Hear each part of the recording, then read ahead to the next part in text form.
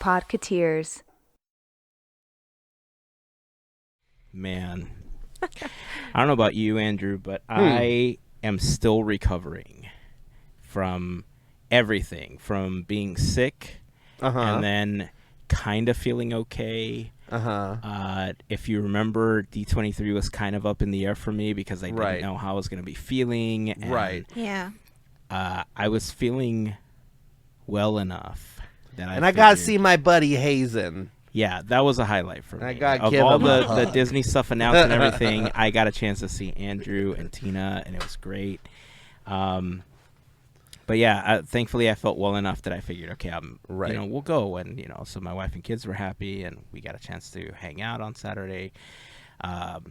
We didn't go Friday, so traditionally, I've gotten tickets for as many days as possible. There was one expo where I missed Saturday just because the time that we purchased the tickets and everything was like kind of weird and it was off and whatever. But I try to do as many days as possible.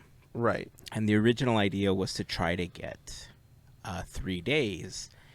And like when the tickets first went on sale, I thought to myself, like, I don't know how I'm going to be feeling. I don't want to waste all that money because it said during the purchase, like, the tickets are not transferable. You can't get a refund. And it specifically said, it doesn't matter why, even if you get sick, even if you're on your deathbed, we're not going to give you a refund.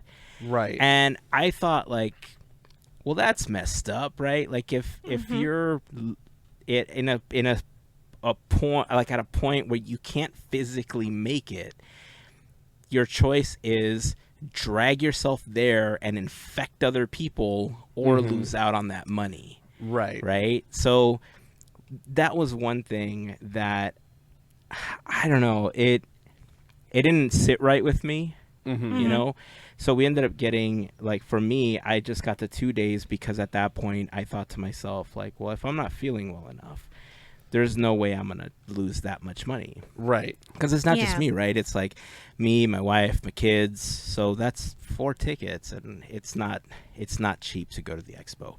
Right. Plus, the addition of paying for the additional seat at the Honda Center, if you wanted to do that, was like an extra $100 per day per ticket.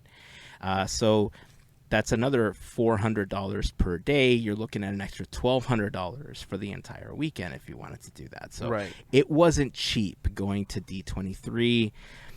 We're going to be talking about, so there's so much to cover, right? It's 3 days of expo. Andrew was there all 3 days. The panels had so much to announce that I think what we're going to do is, tell me if this works for both of you. I think we can do kind of like for the entertainment one, which was the one with the TV shows and the movies and everything. I think we can just list everything that's coming. Sure. And we could talk about like the most surprising things, obviously, but it's really just a big list and release dates. And if you were there, you got a chance to see some previews, which was super cool. I was okay with not going Friday. If you follow me on Threads or if you follow me on Instagram, you may have seen this post. There's a Disney blogger that Andrew and I follow. Her name is Carly Wiesel. Really great. She does a really great job of covering the parks and stuff. She gets invited to a lot of events. And she was at the expo on Friday. And at first I was like, it's fine. I can live with not going to this panel. It's all good. Until she posted that they did, like, David Blaine came out and they did a special like trick that he does at his show in Vegas.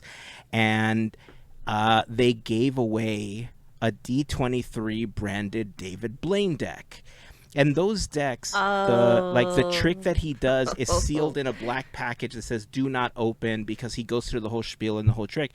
And at some point, he tells everyone in the audience, "Rip it open and reveal your card." Right? Then there's a whole like process to it. So I was okay until I saw her post that, and then I lost it. I was I was so upset. I was like, dude, the one time I don't like, I'm okay with not going. It's like, of course they're gonna do a playing card deck when I'm not there. And so I was kind of salty about it for a while, and I had an opportunity to get a few things from D23 that I really wanted, and then somebody reached out to me because they saw my Instagram post, and they said, hey, I was there. I have one of these. Would you like to purchase it from me? And I said, absolutely. Like, what are you thinking price-wise? Like, and then they said $200. I'm like, no, I'm not paying $200 for a deck of cards. I'm sorry. And then I found somebody else that was willing to trade something that I got at D23, which was a lot less expensive than $200. So I was definitely willing to part with it, and I am now the happy owner of the D23 David. Nice. Look at that guy. So I am so happy that they were willing to trade with me. I already looked at all the cards. They do have David Blaine's logo. The entire deck is here. Are they a good quality card? I mean, they're bicycle cards. They're made by the bicycle company. So, yes, they are. They are the standard, obviously, but they do have, like, his logo. You know, there's the back of it.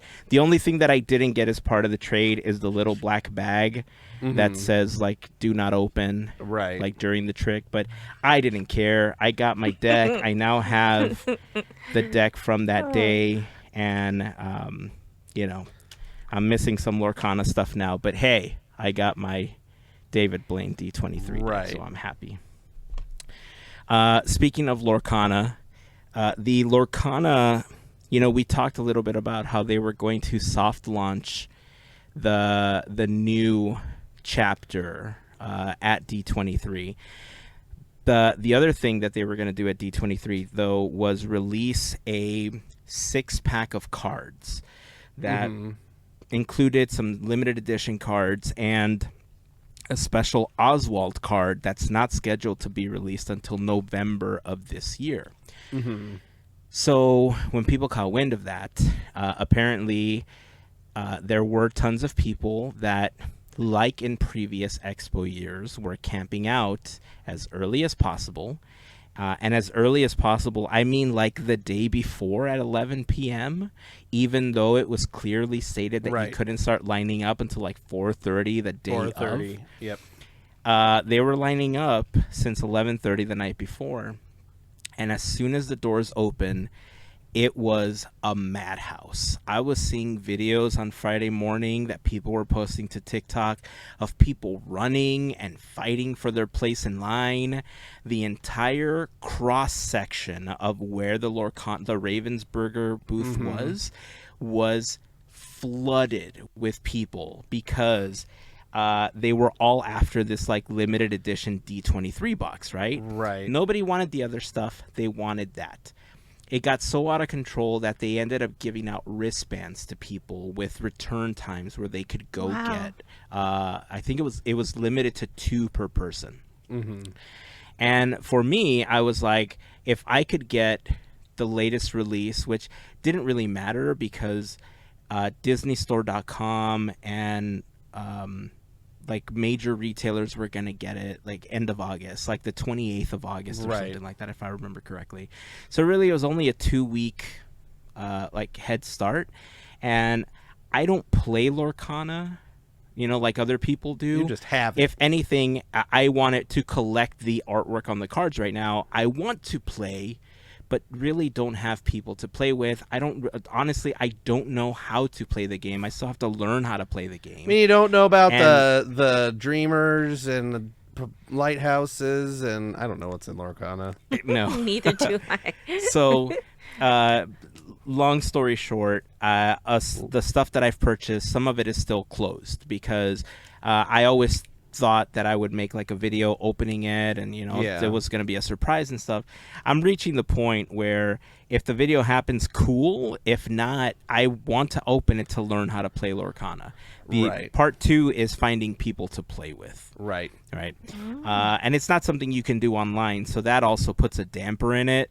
You know, so Yes, I know. exactly. Someday somebody will just have because don't they have that for like Pokemon and stuff? Like you could just like I'm sure build a they deck do. online and just They kind have of like Pokemon Go, so I'm sure at some point we'll have Right. Lorcana Go. So I have a story about that that first day, Friday, Ooh. in that area in front of the Ravensburger booth. So, I mean, because you talked about how crowded it was. Yeah. Well, my mission, very first thing I wanted to do, I said, if I get this, I'm happy. I'm doing it the first day. I wanted to get the Bob Gurr Funko. So that was at the Which I Loungefly wanted as booth. well. Yes, Yeah. Heyzen wanted as well. So that was at the Loungefly booth. Lo and behold, the Loungefly booth is right across the walkway from the Ravensburger booth. Oh, So no. we're heading in there, and I don't know what I'm doing. I'm like, okay, the map says it's here. So we're going la-di-da-di-da, walking through, and then it's a madhouse. It's just the most people per square inch I've ever seen. It was bad. There was yelling, there was crowding, like I didn't expect to have a bunch of yelling going on, but there was, the Ravensburger booth had a significant, it was mostly line, the footprint of the booth. But it filled its entire switchback and then basically went the entire length of a whole section. So they were in like Hall B. It went like all the way to the end of Hall C and then like turned a corner. It was just I had heard somebody say that they waited in line for 8 hours on the first day in that's the whole expo. Mm-hmm. They waited Ugh. for that. No. We finally, we were lucky enough that we were kind of off to the side. We're trying to get over there, and there are some cast members or security folks or whoever that there's like us and then like another lady in a wheelchair, and they're like, where are you trying to go? I'm like, I'm trying to go to that booth right there. And she's like, okay. And so she goes like, stop. And she's like holding people back and all this stuff. Good And job. letting us go through. And we waited probably, I want to say about 45 minutes in the Loungefly line and got the Bob Gurr. He's back there, but you can't. That's Bob He's Gurr right here. Yeah, Hazen's got a Bob Gurr. I got two Bobbies right there. Bob and I'll tell you Bob. the story of this one. So once we're finished. But yeah, it was bananas. And then the next day the next 2 days they did the wristband thing for the Ravensburger. And I don't know, they also make puzzles and other games and things. I don't know if anybody bought any of those or even Everything saw else was still anything. available. Right. So that So was the story with the crowding. They also had, because of that, one-way traffic through that area for like the rest of that whole day. They would not let anybody come from Hall A into Hall B through that. You had to go all the way around like the bathroom thing in the middle to get to that area. Yeah. So I want to show you one of the videos of the crowd on Friday as they opened up the expo. Right. Okay. This was a video from TikTok. This was the crowd. Right. Yep. Oh. This was the crowd for the Lorcana booth. There's the Funko booth back There's there. the Loungefly booth. I wonder Or if I'm in the Loungefly booth, video. Sorry. Uh-uh. But so right behind this, in front of the Loungefly booth, that's where Lorcana is. It's directly to the right of this shot right here. So this was the crowd for Lorcana on Friday when they opened the expo. I want to see if I can pick myself out of this video. I mean, I don't know what time this was taken. You'll have to send that to me later, and I'm going to see if I can find myself in the video. I will. I may be I was gonna say I may be a little dramatic, but that shot was like PTSD of the last Disney day. Oh, And I was like, Yeah. I'd be walking the other way. I couldn't do that. Yeah, Sorry. it was it was quite the experience. Mm-hmm. And when I saw that, that was like, to me, I thought to myself, you know, I don't know how they're going to handle this whole like special edition box thing. They went through as many people as they could once they created the one-way traffic. And like Andrew said, from what I was seeing and what I was reading online, it literally was an 8-hour line where some people were even turned away at the end of the day because they just closed and they just weren't going to. It was over. You know, like there was just over, no more basically. time. Right. So Saturday and Sunday they started doing the wristband thing in order to get people to come back at specific times to try to avoid that. And the Ravensburger booth was broken up into 2 lines. It had the line that allowed you to get the free giveaway card, which was the Mickey card. It's like they always give away like one specific card. And then they had the one where you could have, it was a switchback for the return times or if you wanted to purchase something. And they specifically told you if you got into the switchback line, they asked you, are you buying something or are you returning for the D23 box? And if people were trying to get the D23 box, they would tell them, unless you have a wristband with the return time, you're not getting the D23 box until after 4:30. You could buy anything else. So They you had could buy Villainous anything else. and puzzles. Right. You could buy anything else, but not the D23 box. The D23 exclusive box was limited to 2 per wristband. And if you didn't have a wristband, they told you you can come back at 4:30 and see if you can get one. Right. So I caught wind of that on Saturday, and I figured I'm going to give it a shot. I'm going to try to go at 4:30 because it was a madhouse. Even throughout the day, even with the wristbands, it was pretty crazy. Right across the way, they had like a piano player, and so they created a mini switchback that you could get in. There was line like for. this it was like a Steinway grand piano painted like with Mickey Mouse all over it. Yeah, and opposite of that was just like a photo op or something like that. I Yeah, forgot there what the was photo op was. Yeah, I don't know, but yeah, there was like a big wall with just like a big picture on it, sort of thing. So they created the little switchback there, and I was standing next to the switchbacks for Ravensburger, and there was like 5 other people that were standing there too, waiting for 4:30. And so my wife went to buy some other stuff. She had her eye on a few other booths, so she went to buy that stuff. She took the kids with her, or one of the kids. My oldest stayed with me. She also went to Funko and got some Loungefly stuff, and got me the Bob Garfunkel, which was still available. Andrew, I had asked if you could get it for me because I didn't know if it was going to be available after Friday. And you didn't know you were going to be coming either at the time. I was just like, I'm getting this. I don't care. It's Funkos. They're still just the same Funko price. They're like $12 or whatever. Yeah. It's not like they're that expensive, or $16, whatever they are. Right. So I ended up getting one because my wife got me one on that one, and so we had the other one that you had gotten for me. So we'll figure out what to do with that later. But when they went, I was standing there, and then I didn't realize that they were queuing up in the mini switchback that they had created across the auxiliary the switchback. Exactly. And so there was already like 30 people deep when they finally said, oh, if you're waiting for 4:30, you have to stand over there. You can't be standing here. I was like, okay, well, I've been standing here for 40 minutes. Why didn't you tell me that earlier? Right. So finally moved over. 30 people are so deep. And at that point, I didn't really stand in line for anything else. We did a few of the booths, a few of the experiences. We can talk about that in a bit.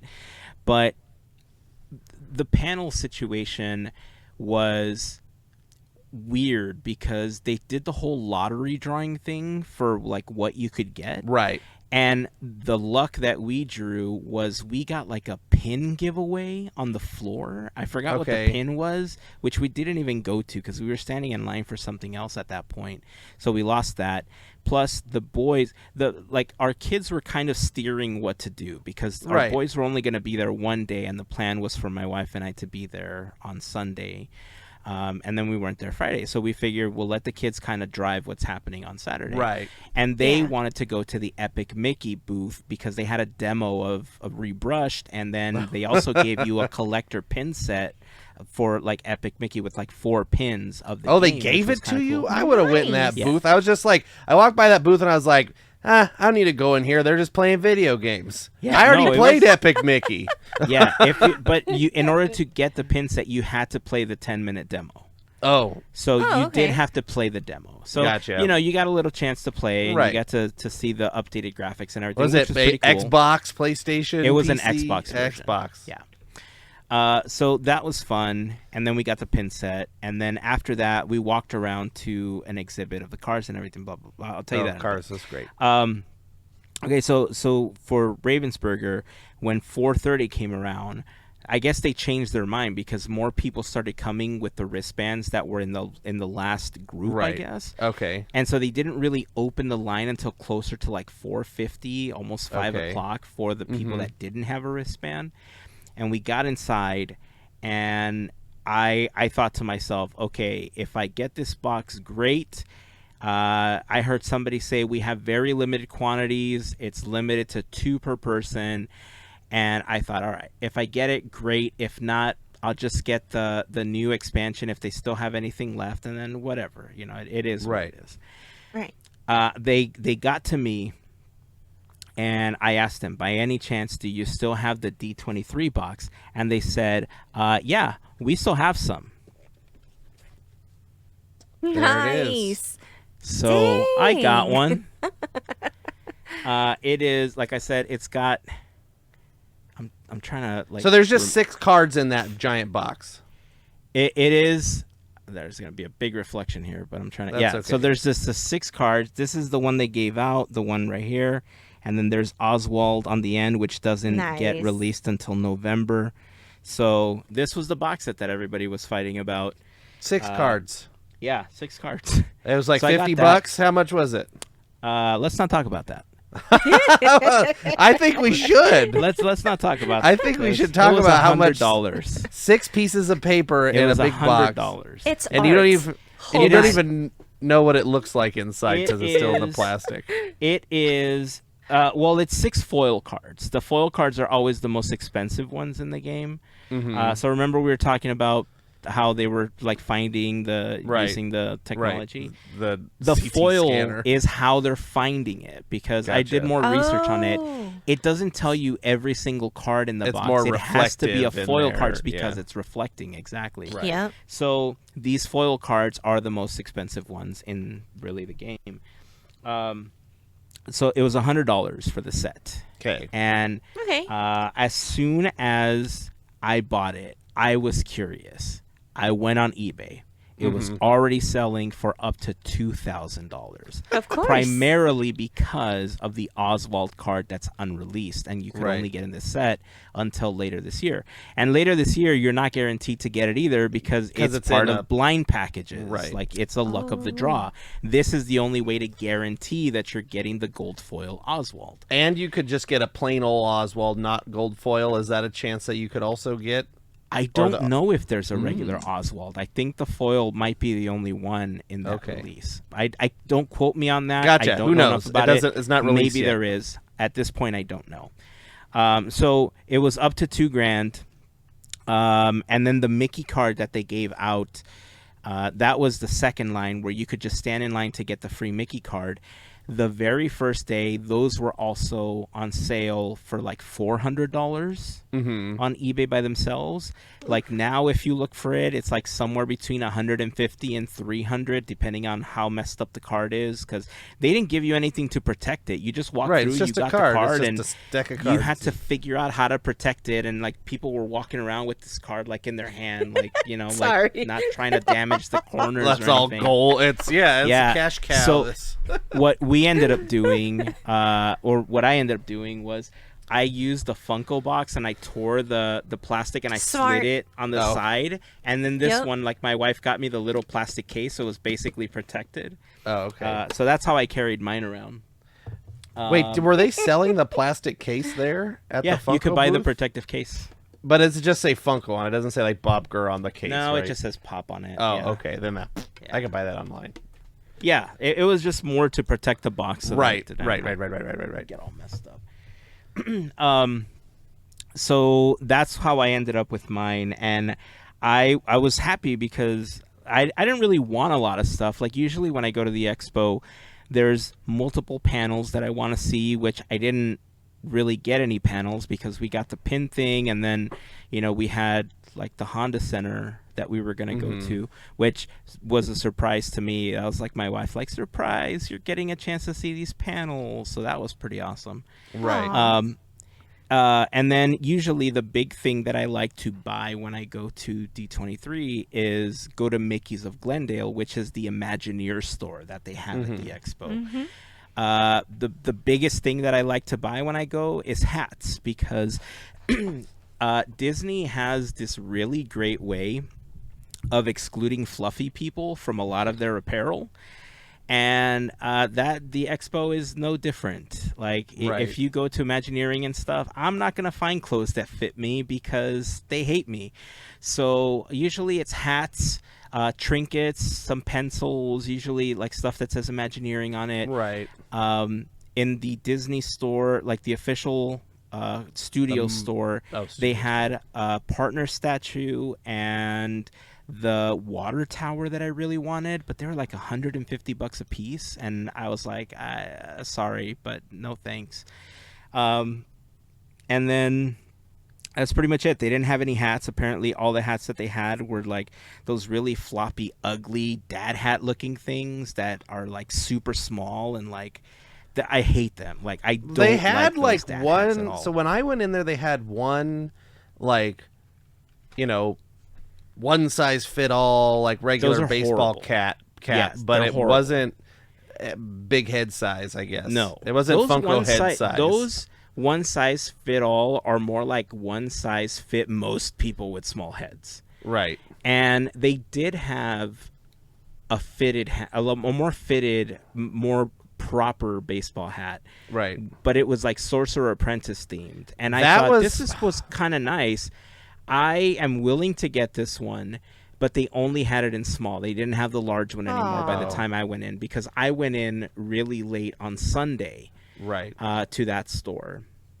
Because at first there wasn't a way to get in unless you had the virtual queue. Right. By Sunday, they kind of threw out the whole idea of the virtual queue, It was- and yeah. everything was kind of standby on Sunday. Right. It also didn't help that on Sunday I woke up like insanely tired and in so much pain that I got to the expo at like 12:30, almost Right. 1 o'clock, and by then it's like halfway done, right? So it already limited what I could do on Sunday. Can So I I just figured out- complain? When you're done, I have a complaint. No, go ahead. That's pretty So, much it. as my complaint o'clock about the Mickey's of Glendale store, because we went in there the first day, I got a virtual queue for that, because that's the store that I wanted to go in the most. I didn't know it was in there, but I'm like, okay, at Mickey's of Glendale, they'll have Imagineering stuff, and it'll be great, and they'll have some different park stuff because that's what they've had in the past. So you go in, and you're greeted with like their black t-shirt that says Walt Disney Imagineering, and a blue t-shirt, and some pens, and a bag, and a hat. And then everything else throughout the store was zero related to Imagineering whatsoever. Yeah. What's like they had like, I mean, it was like very loosely related. So they had like a Power Limes section from Mickey and Minnie's Runaway Railway. They had like a shirt and like a Bluetooth speaker and a print and stuff. And then they had like a section that was cute villains for some reason. I don't know Which, cute by the villains- way, those were apparently people thought those were collector pins. They were not collector pins. They were tiny like figurines that were so made we got to look like pins. Right. They're basically a double-sided pin thing, but they stand up. Tina bought one. She bought the Ursula. Which is fine. Like, it was good, but I don't understand what it has to do with Imagineering. Then they had, like, this weird, like, water forms of like Elsa and Peter Pan, and I think this was maybe related to the Tokyo expansion Fantasy Springs, and they had like Frozen, but they're Flynn Rider and Rapunzel, but they're like in water, like, or formed by water, and that was like on a print and a shirt. And then they had a section that was split up into two. That was half of it was Tron Light Cycle Run, and the other half was the Guardians coaster from Epcot. And then the next couple of sections was then they had an Adventureland kind of looking thing, but the shirt was beige, so I didn't buy it. And then they had Muppets, which I bought the Muppet stuff because I like the Muppets. But again, what does the Muppets have to do with Imagineering? I don't know. And then they had the last section was, well, there's two more sections. The last section in this thing was, I think, the most unique thing, but I didn't buy it because of like they didn't have something that I like the aesthetic of, but it was like the columns from Fantasyland, like with all the like the animals and stuff, like the detail. So it was like a 6 postcard set, and one just showed like the top of the column, and one showed like a finial, and one showed like a this. And then the other half of the store, that was all that stuff was in one half, or I'll say basically one half. The other whole half of the store was Sorcerer's Apprentice and Sorcerer Mickey. That was towards the exit. That was the final right. hat. But that was the room was split into two, and that like you went like through this little walkway, and then it was all this stuff, and it was like half the stuff there was all Sorcerer Mickey if you compared like everything to the whole booth. And again, like, great, Sorcerer Mickey, whatever, it's D23, that's their kind of like mascot or whatever. But what does that have to do with Imagineering? This is supposed to be my chance to get into the Imagineering store and see what they have related to Walt Disney Imagineering. And then they got Sorcerer Mickey and all this stuff. Now, I will say, when we got in there, the artist that made the Muppet, the cute villain thing, they also had a Muppet thing that was the same thing. This like pin, but not really a pin thing. Both the artists were there signing if you bought stuff. Oh, nice. Cool. So we got a couple of the Muppet things, and then Tina got the Ursula, cute baby Ursula thing, and they were both there. You're like, might as well. They're here. There's no line. And the guy that did the baby Ursula thing was, nice, and he signed it. The lady that did the Muppets thing, I guess she's a producer with the Muppets, or I don't know if she's with the Jim Henson Company or if she's with the Muppets. But she was so nice. I forget her name, but she was like, she chatted with us for like, quite a while, and was just asking questions. And she was like, I was really worried if anybody was gonna like these or buy them or whatever. She was really nice. So that was nice in that store. But I could have done with some more Imagineering related stuff. Last Expo, they had much more like Imagineering focused, I feel like. Stuff. And that's why, for me, when I got to the store, I was disappointed, because I figured I could get, if they have it, I'll get myself a hat. I never get a shirt because they just, like I said, they never fit. But they do have pens that are branded Imagineering and pencils and I stuff. bought like a ruler last time, and they had all sorts of stuff. And this year it felt more like their focus was on the attractions built by Imagineering versus the Imagineering branded stuff, which is, like you said, what I go to that store for. But still, what does the Muppets and Sorcerer Mickey have to do with anything, even if that was the theme? I would have appreciated if that was the entire theme. But cute villains and the Muppets and Sorcerer Mickey have nothing to do with that. If it was, hey, here's all the attractions we've built since the last expo, I would have been ecstatic. That would have been great. And it was specifically bad because even though they didn't have a virtual queue, I stood in that line for 2 hours to get in there. Oh yeah. You know, so I was already Oh. late. I stood in there for 2 hours, almost 2 hours, and I didn't buy anything. I At was the gonna say, end, you didn't buy a like, pen out of I didn't just get anything. spite just because you stood in line. I was just so deflated at that point because I wasn't able to get anything. Right. Sorry, I'm like, as we're talking, I'm trying to quickly upload some of the photos and stuff for what I Yeah. saw that day to try to share them in a moment.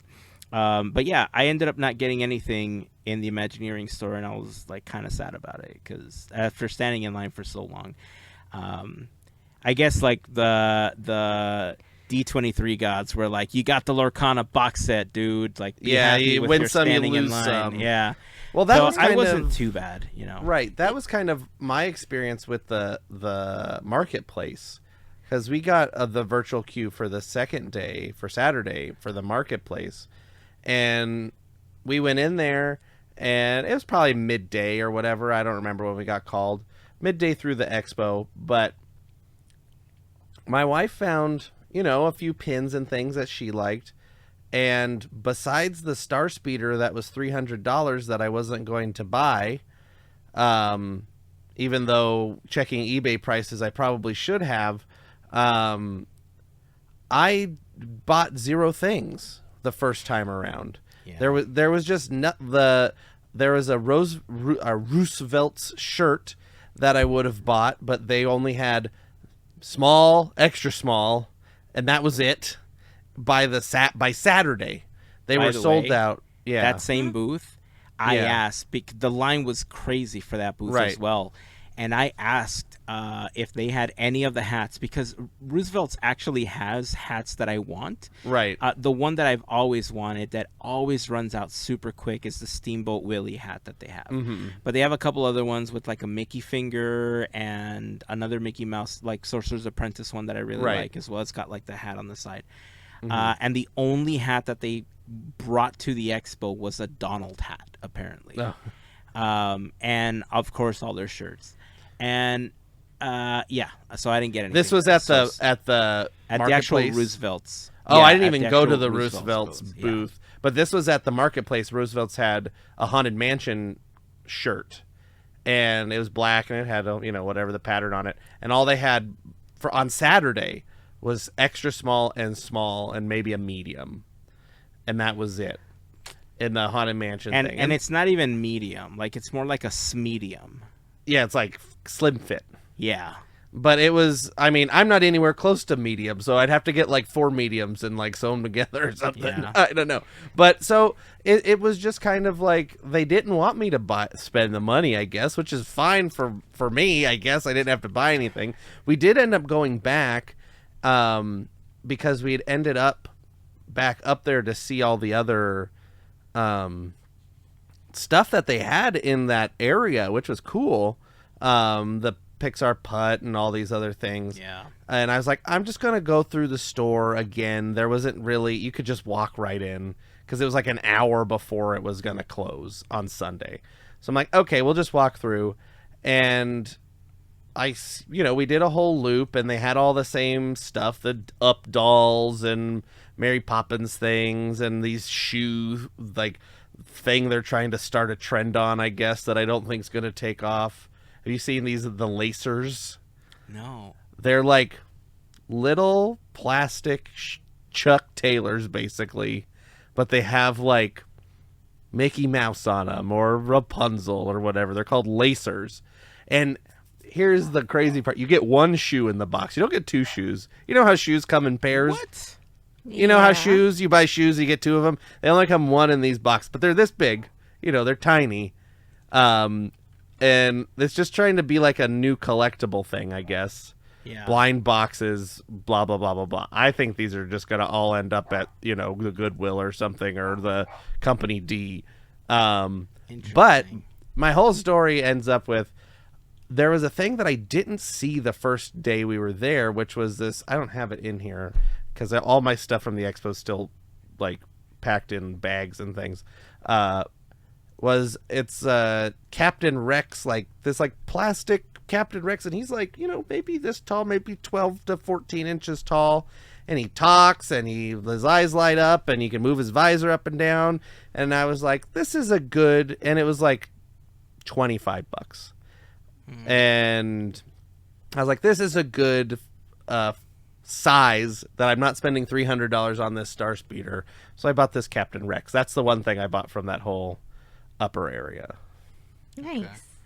I aside from like my Lorcana stuff, the boys wanted, because we told them they could get something as well. They ended up getting something called the Bitsy. I Disney's saw the Tamagotchi. Bitsy. It looks so cool, but I know if I got one, I would just forget about it. Yeah, so it's actually it actually helped a lot while we were standing in line, because for those that are familiar, there used to be a toy called Tamagotchi, which was basically a virtual animal, Like a pet, pet, basically, yeah. that you would have to feed and pet and play with and everything, and raise in this little, keychain looking fob thing. Right. This is Disney's version of it. It's a little bit bigger. I'll have to show it to you next episode, but basically It has like a thing that goes like ring this. box. Yeah. So it looks like a ring box. It's like it's pretty beefy, but it uses the same technology. If you've seen those like circular fans that look like there's light shows that are spelling words out or showing like it's words. called What do you call that effect? It's called I don't remember. Starts with a P. Anyway, The point is, it uses that same persistence of vision. Yes, I think. But instead of a circular motion, what it's doing is it's flapping up and down, and it's creating the light so quickly that it's creating like little characters. And so as you play with it and you level up the character that you're originally given, you unlock other characters as you continue to play. But it's random, right? But That's it's what I've random told. at first. Yeah. Yeah. And eventually you can end up with all of them as long as you keep playing and leveling up the ones that you have. Right. And so it helped a lot, because while we were standing in these long lines, they got a chance to sit down and just kind of play with the Bitsy and unlock a bunch of characters on Saturday while we were standing in line for other stuff. So I'll show it to you next episode. Right. Melissa, But guess they who ended up bought getting- the Bitsy? I don't know. If you have a That's- guess of the people that we know that went to the expo, who bought the technology thing? Oh, Josh. I was like, wait. Sorry, some insider baseball here or whatever, but And if he hears this and if he sees this, we love you. Don't worry. he showed me it. I almost bought it because he did. It's super cool. Like as soon as we It saw looks it, interesting. yeah, it was fun. It was a nice upgrade to the Tamagotchi toy. Right. I am concerned that piece that's coming up and down that creates the image is flimsy enough that they're gonna break it at some point. They're gonna stick their finger in there, try and play with it. Part of playing with it is petting it at the top of the vibrating Oh, piece. really? And Oh. so it reacts to like touching the top of it, and so I don't know. It makes me nervous to see it. Well, right? I But guess we'll see. It is what it is at this point. I guess we'll have So- to have a 1-year check-in. Where's the Bitsy? Is Yeah, it in I mean, a drawer? Is Or- it still alive? Is Mickey Mouse not with us anymore because he wasn't fed? I'm gonna go with potentially not. That's what I'm going with at this point. So they got that, and everything else is just kind of standing in line for just really other stuff, walking around the expo floor for the most part Saturday, again, because we didn't have like panels or anything. Right. We got a chance to take pictures in some of the booths. I was trying to bring up some of the pictures that we had here. So give me a second, and Sure. I will... I'll tell you what, I did meet one. I say I meet a listener. I met 2 listeners. One of them is a good friend of Nice. mine. So Nice. Maggie was working at the car show, so I was able to run into Aw. Maggie and say hello Maggie. and spend some time. And then we were in the a line for the 31 the Freeform booth. They had a big like spinny wheel thing, and this guy, he goes, "I like your shirt," and I wasn't sure if he's talking to me or my wife. I was wearing a Quizneyland shirt, and she was wearing the Quizneyland shirt, but then she had her Kermit. It's one of the like flannel. And he was like, "Oh no, hers," and I was like, "Yeah, it makes sense. Like nobody's gonna know who this shirt is." And so they talked for a few minutes, whatever. And we keep going through the line, passing him by. And then we get towards the end, and he stops me again. He goes, "I just realized what your shirt was." And he says, "I listened to the show." He says, "It's really helpful when you go on the Disney cruises because they have trivia." And so, it's, you got to learn as much trivia as you can. So, I've been listening to prepare, and I was like, "Great, thanks for listening to the show. I'm so surprised that people listen to this and stuff." So I gave him, I gave him the sticker and the button and all that, whatever I had in the bag. And so those are the two listeners. I mean, one out of the blue listener. I know Heyzen was able to run into a few folks too. But yeah, I figured while Heyzen's bringing that up, I could tell that story. Yeah, it was fun. I'm always surprised and humbled when people come up to me. It was funny because I very rarely wear just a t-shirt. Like the fact that I just wear a t-shirt for here is primarily because this room is insanely hot. Right. But if you see me out in the wild, I'm normally wearing like a black collared shirt or something. I'm very I don't do this on purpose, but I'm very Steve Jobsy about how I dress. Right. And I generally wear blue jeans and either a black shirt or a blue shirt. It's a very common me sort of dressing, right? And if I wear a t-shirt, I usually wear it with a black shirt, like a black collar shirt over it, and then you could see like as a matter of fact here, I will show you this picture to show you what I'm talking about. This was me and Andrew taking a picture. Oh yeah, look at that. On day one, and as you can see, I'm wearing a black collared shirt with my t-shirt underneath it, right? That's kind of how I function. But on my backpack, I had the buttons. I had like the 10-year button. I had the podcast 10-year or the park looking button, the podcast 10-year logo, the Quizneyland button. And so as I was holding the backpack, people could see and they would ask me questions. And I had a couple of the stickers throughout the day as well on it. And it's funny because like people would stare at the stickers and they're like, "Oh, cool. Like are the buttons yours? Like, is that like your podcast that you're talking about on the buttons?" I'm like, "Yeah." And they're like, "Oh, well, what is it about?" I'm like, "It's a Disney podcast. We kind of talk about the parks and attractions and history, kind of whatever we want, but it's parks related." Right. And so they would, if they were really interested, I would give them some of the stickers or I would give them a button and stuff like that. Right. So I got a chance to pass out a whole bunch of them. But nice. I was bad at advertising. I just had the shirt. I had put the buttons on my hat the first day, and then they were clanking around too much, and so then I stopped doing that. Well, that's why I put them on the backpack, because it was easier to control them than with the shirt like flapping up and down and like clack, clack, clack. Right. Ironically enough, I got more questions about my mask than I did like. There's like what kind of mask is that? That's cool. Yeah, most people were like, "Does it not have straps?" I'm like, "No, it doesn't have straps." They're like, "Where did you get that?" I'm like, "Oh," and so I would like bring up the website and like, I wish I had a sponsorship for this because the mask that I was wearing is called a Ready mask, and essentially what it is it sticks to your face. It's using hypoallergenic like adhesive, where it just sticks to your face. You like stick it down here, and then you don't have to worry about the ear straps, right? But it just comes flat, right? And then you like seal up the end. Is that right? Yeah. Here, like sticks together. I was like, I saw you wear it. By making sure I understand the concept of it. I thought I had one available here to show you. That's but okay. I do not. But it's like a flat thing, and then you put it over like this, and then the end you like mush together. Yes. Oh, okay. And then. So essentially, throughout the both days I was wearing that, and people asked me more questions about where I got the mask, and they were like super surprised and like, Save your ears.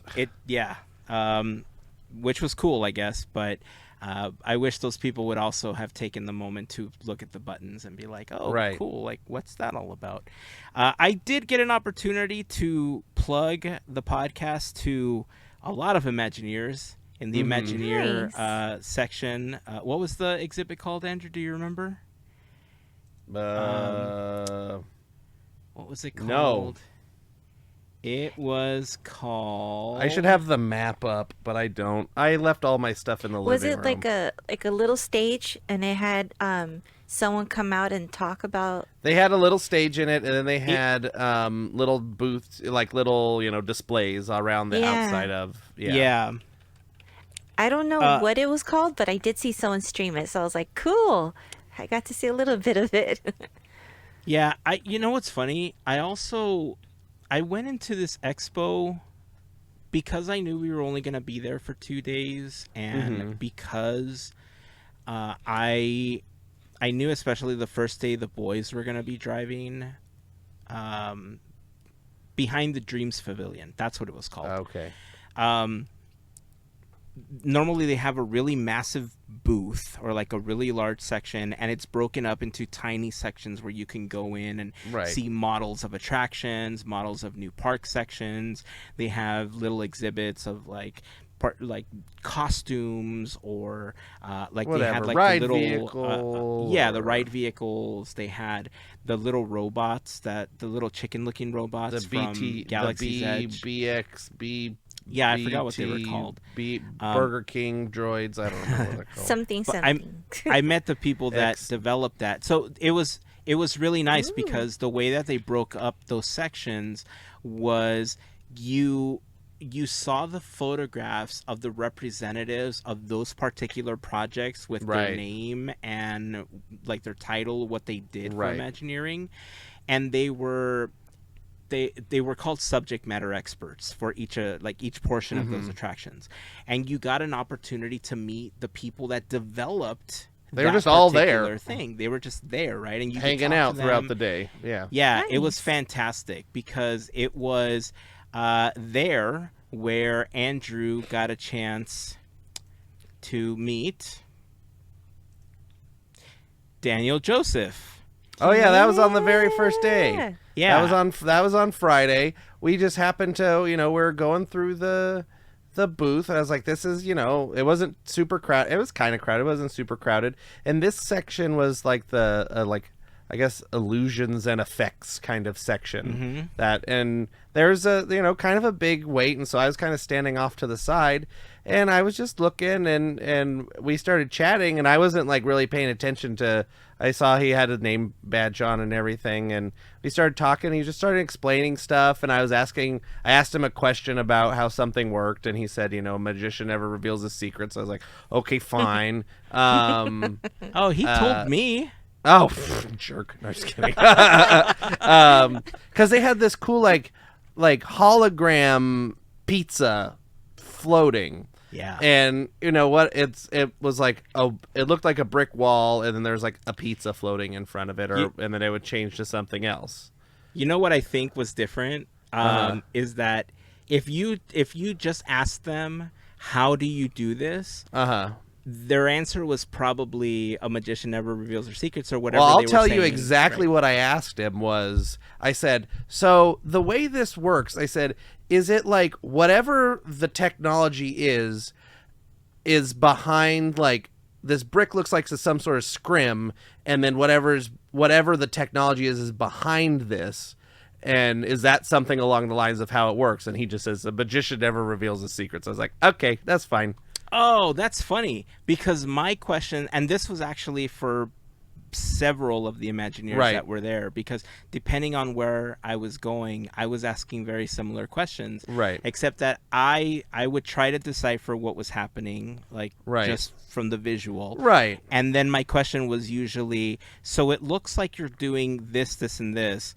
what were the challenges that you ran into if that's how this illusion is being done? Right. And then from there, they would jump into, well, Gotcha. here's how we did it. This was this. This was that. This is actually this and this.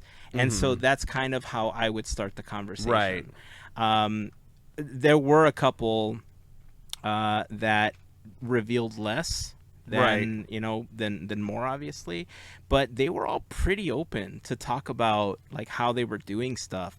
As a matter of fact, that next day, that's when this guy got to meet Daniel Joseph as well. So What a guy! We should get him awesome. on the show. It would be awesome if we could get him on the show. This is a achievement unlocked right here. You have no idea. I would. You know what's funny too? I had an opportunity to talk to him and another Imagineer, which I'll get into in just a moment. But both him and the other Imagineer that I had an opportunity to talk to, really a lot of it, like with Daniel Joseph, obviously I told him, we're huge fans of the Hatbox Ghost. Like we even have this like Hatbox Ghost Day that we celebrate every year for the podcast. And I would joke with all of the Imagineers saying like, oh, we talked about this on our podcast, and I'm like, because who doesn't have a Disney podcast these days, right? And they would laugh. And I would tell them the difference is that we've been doing it for 10 years, and I would show them the button, and then we would start talking about the podcast a little bit and everything. But it's specifically with Daniel, and I'll just actually tell you, that's the other Imagineer that I had an opportunity to really have an extended conversation with. If you're just listening, it's Lanny Smoot, folks. Lanny Smoot, Oh, yeah. yes. And so Lanny Smoot is the Imagineer that developed a new holo tile. And, he won multiple awards. He made history with the patents and this new technology. And so we talked a little bit about, where he came from, and there was another gentleman there talking to him as well. So I got a chance to learn about the history of him working with like Bell Labs and all, kind of like where he came from and stuff. But the biggest thing I remember bringing up to them was asking them how to help my kids, right? Because my youngest especially loves tinkering with stuff. He loves building things. Like he'll take cardboard. Like one of his most recent things that he built was a full like working like candy machine out of a cardboard box. Like the mechanics and everything were cardboard pieces. And so I joke with them and I said, you would, like, if I told you how much tape we went through at my house, like you have no idea. And honestly, a lot of you got that on Amazon monthly subscription. I do. It comes monthly, and it is a large amount of tape.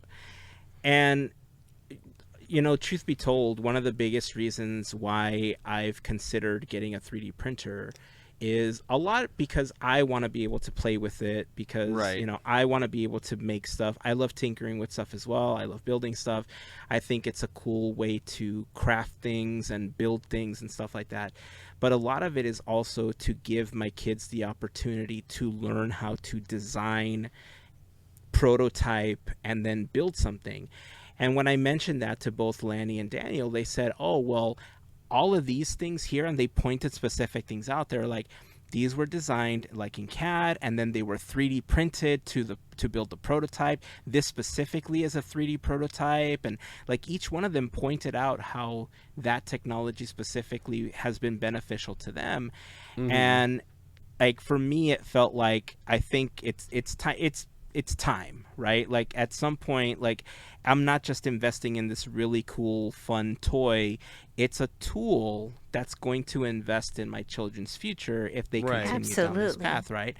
And so talking to both of them and hearing them talk about how, that technology can be really helpful, I think is the mindset that I needed to hear to really move on to the next step and, help nurture the kids this way.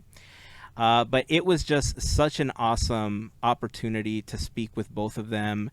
Yeah. It was more than I ever expected. The fact that they were so kind with their time and they just kind of let me like dump all of this, and they were correcting some of the knowledge that I thought I knew, and like you know, all that stuff will come up in like future episodes and stuff. Yeah, but, I mean, like when I talked with Daniel Joseph it must have been like 5 to 7 minutes. It was like quite a long time because nobody else seemed interested to talk to him. He or was they just didn't so, know. or they that's didn't what know. I think it was. And he was very, I mean, probably the nicest guy I've ever met. Like he just seemed so earnest and just excited to be a part of this, and just like excited to just like make stuff and like and tell other people about the stuff. And it was just really like refreshing to just meet somebody that seemed to be just genuinely nice. And so I was very happy to chat with him. And I ran, like, I was around Lanny Smoot for a couple of different times, and I wanted to jump in there and say congratulations on his awards and everything, but he was talking with other folks and other Imagineers and stuff, and I didn't want to interrupt. I'm not a very big interrupter kind of guy and be like, excuse me, I'm sorry you're busy, but can I get a picture, sort of thing. I'm like, I'm not gonna do that, so I'll just stare at you from the side, and I'll be like, I'm gonna remember this. I'm just gonna look over here. I'm just like, I waited like 10 minutes, like waiting around, and he was just chatting, and I was like, it's just not meant to be this time, which is okay. But we did get up close and personal at the holotile with another Imagineer that was back there explaining it. He's like, here, put your hand on it. Here he had one of the individual pieces, and he's like, here, this is the thing. Feel this. This spins this way. Isn't the piece cool? Yeah, it works a little differently than I thought it did. Yeah. So yeah, You're gonna have to explain. Like, the tile itself, like on the top? So have, okay, like, a so rotation? I can explain it pretty simply. So there's like an inner shaft and an outer shaft, basically. So the top portion, that it's just like it's like a slanted wheel, and that goes through like to the bottom shaft or whatever, or one of the whatever. Anyway, and that wheel spins. And so it can spin in either direction, and then that whole unit can then twist in any orientation. So everything that all the pieces of the tile are all aligned in the same direction. So when something, I use my phone, something is sitting on it, they're just resting on the single point. So then when it spins, I go, I'm going forward, I'm going this way. It pushes basically. But then it can move the orientation of the thing, and so now when it spins, it's gonna go this way. It moves this way. It's hard. I don't have a circle. It's basically, so it essentially is working as a counterbalance to basically get the item that's on top of it to fall in the direction that you want it to move in. So because they're at an angle, if it twists this way, the item's falling along with it. And so, but not really. No, it's not. Is that what they said? Because that's not the way the other guy explained it to me. That's how I understood it. Because, okay. Because as that's the simplified version of it. Right. Because it's kind of going in that direction to kind of move in that direction. But because the wheel is spinning it, it's basically picking up the traction of the next one. And that's what's pushing it into the next like set of tiles. Like they're all moving in that same direction.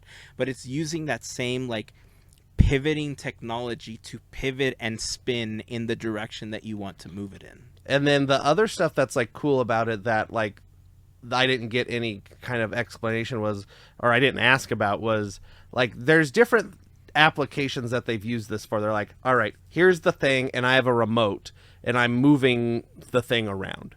And I get how that works, because they're just moving the tile around, basically. But then there's a part where he's just walking, and then it's changing based on how he's walking. So I'm assuming there's some sort of cameras and other things related to that. And then there's a part where he's using his hands to move the stuff. Yeah. And there's a couple of other different like applications for it that, even just the holotile by itself, there's other inputs that are controlling it that are interesting to see where it goes, eventually with what they're going to use it for.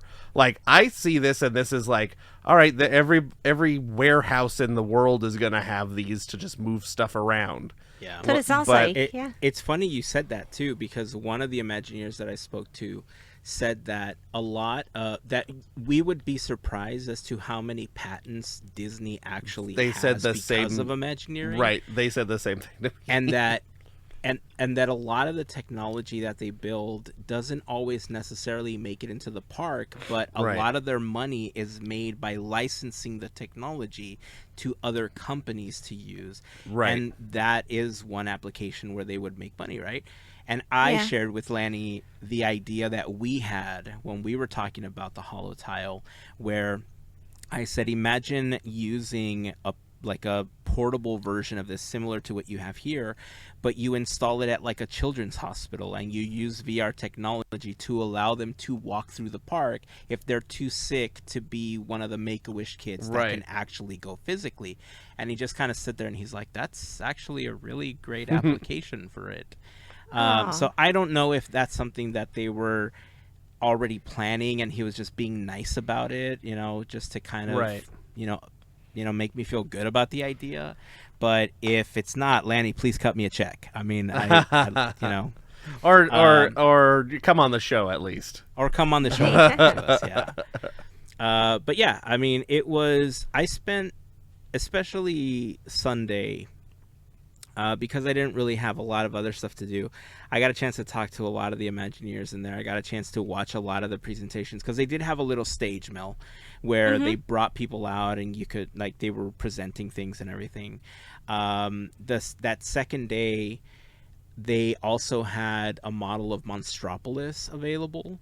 But Well, that was in the line- reveal room. Yeah, and that There was was a whole separate line. There was a whole separate room that it was just the line would just they had to close it until because it was Multiple full. times. There was Yeah. no getting in it unless you wanted to wait the whole day. I was not going to stay because at one point it was 2 hours long. Right. And I thought, I'm not going to get into this one. Right, They because had, that the model that had reveal everything and- that was revealed at the panel. at the parks panel. Yeah. Right. So okay. sadly, I didn't get a chance to see any of that stuff. But like I said, I did get a good chance to spend most of my time learning about the different portions, watching some of the presentations, and then I went and did other stuff after. So yeah, aside from that, like I said, there was the car show that they had. They Which had was different. I liked that. Yeah, the the car show. Here, I have some pictures from it as well. I like the concept of the layout of it because the previous Imagineering booth this where they or the archive booth I should say was you'd always have to wait in a line and get in there, and then there was lines for photos and stuff. This was just open. You just walk around and just look at the cars, and it was great. I really liked the how it was laid out. Yeah, so this was the Volkswagen from Lost, the Dharma van. Yep, yeah. the Dharma. Yep. Then they had Guinevere. Nice. It was really cool to see that they had some of these items. This one is From Ford v Ferrari. Yeah, It's a Ford GT40. super cool. They had one of the old trams. Yeah, the parking lot tram. They had the runabout vehicle from Main Street. They also had Mickey's Roadster, Right. which I thought was cool. Some of these were vehicles that you would see in cartoons or some Right. other stuff as well. And I Yeah. thought this was from the big sign that they had a great big beautiful car show. Right. Presented by the archives. They had the Tron light I meant to cycle. send that to you, Melissa, when I walked through, but I forgot. This is the It's same one okay. that used to be in Electronica. Right, Yeah. it's the same. Back Yeah, seat, it's yeah. the same one.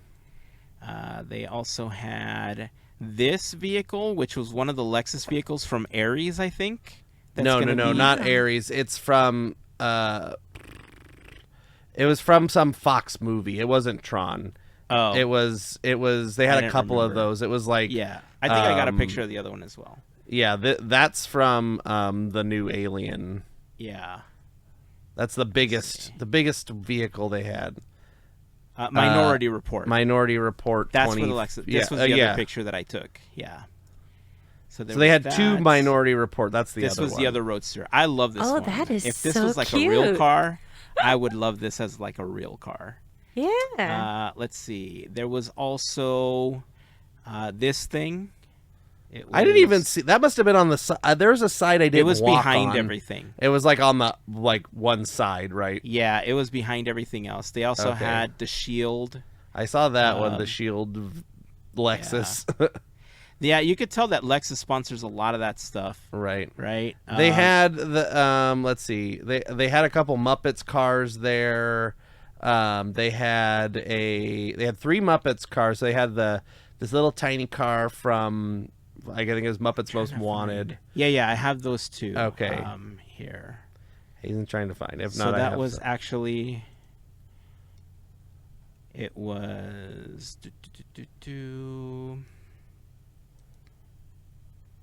I can't remember what the middle Muppet. Oh, that one was. So this one was that one, and then they had this one right here as well. Oop. They had this Interpol one.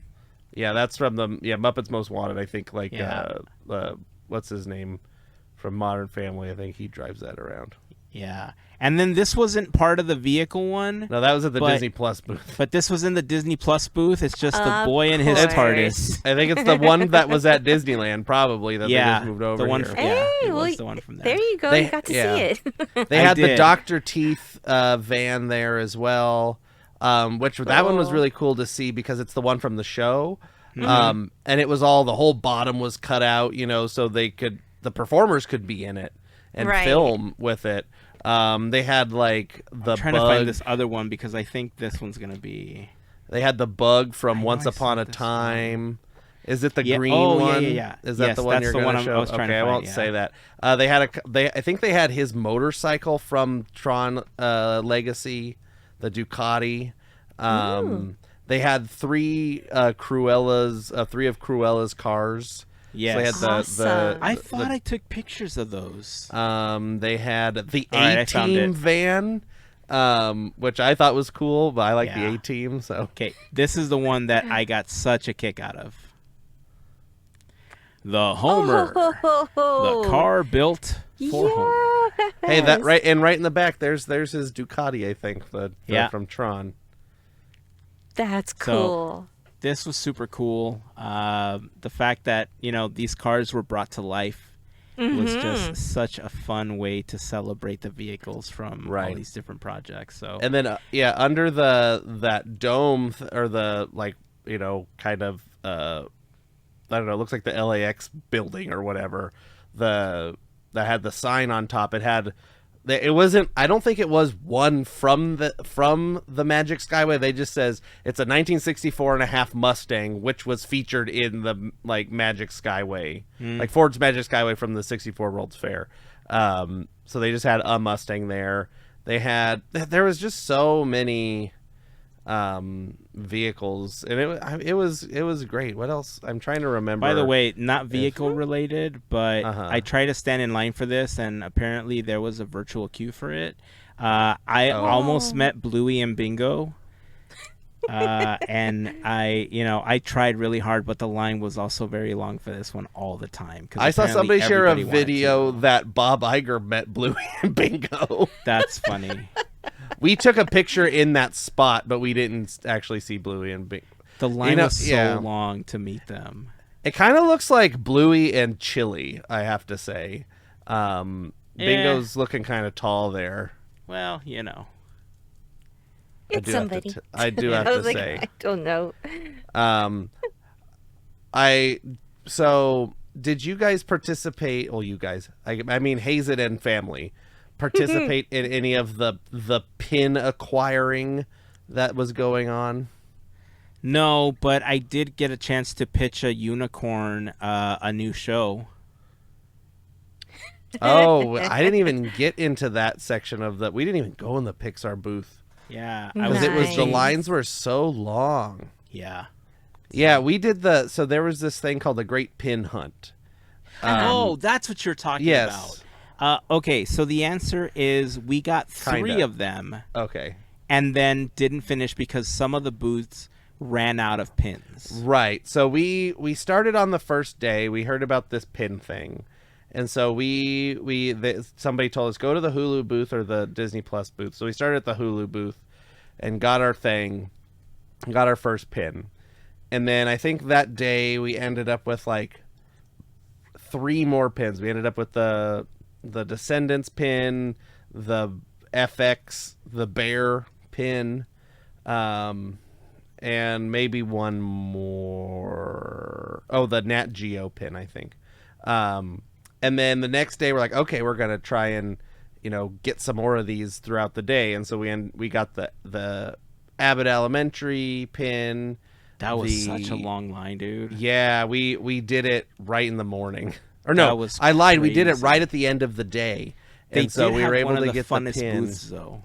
It was great. I wish we would have had time to it was probably like the last 40 minutes of the expo for Saturday that we were in there. But they had like hit the thing with the hammer and it goes up. Yeah. They're doing bags. They were doing caricatures. There was like a photo thing.